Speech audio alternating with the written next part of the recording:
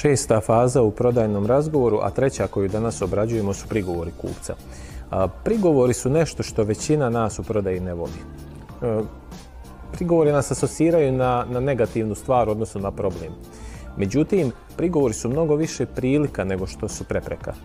Većina misli prigovor je prepreka koju je jako teško preskočiti. Međutim, zamislite sljedeću situaciju. Kupac nema nikakvih prigovora. U većini situacija, ako kupac nema baš ni jedan prigovor na ono što smo mi prezentovali, ili recimo još gore, oduševljava se svim što smo mu ponudili, jao, kako je fenomenalno, baš nam ovo treba, ovo je divno, odlično, super, u većini situacija takvi kupci ne kupuju. Tako da prigovori ne zvuče lijepo, ne volimo da ih čujemo, ali su korisna stvar u prodaji jer imamo s čim da radimo. Ako kupac ne prigovara, a ima unutar sebe neki prigovor, samo ne želi da ga kaže, onda je to mnogo problematičnija situacija nego da ga kaže na glas.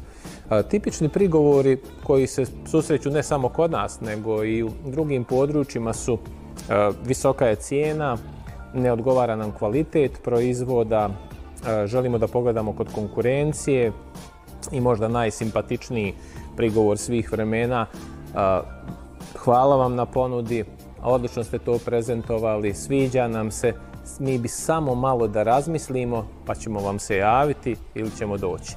U većini slučajeva prigovori nisu baš ono što kupac kaže.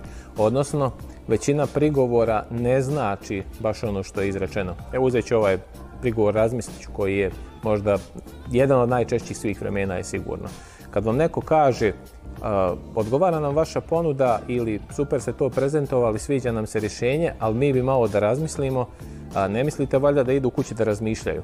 Naravno, većina prodavaca još uvijek misli, aha, ok, kupac će uzeti našu ponudu ili će stvarno sjesti kod kuće da se konsultuje sa nekim, pa će da razmišlja o tome, pa će onda doći da kupi. Što naravno može da se desi, ali ni blizu u tolikom procentu koliko mi mislimo. U većini slučajeva, kad kupac kaže razmislit ću, to znači ne želim da kupim, samo neću da to kažem na glas jer će doći do neprijatne situacije. I reći ću razmislit ću i onda ću ići da tražim nešto drugo. Ili razmislit ću može da znači želim da pogledam kod konkurencije. Razmislit ću može da znači i ne sviđa mi se kvalitet. Da ne idem dalje, prigovori obično ne znače ono što je kupac izrekao. A neki od njih znače mnogo stvari, samo ne ono što je kupac rekao, razmislit ću je tipičan primjer.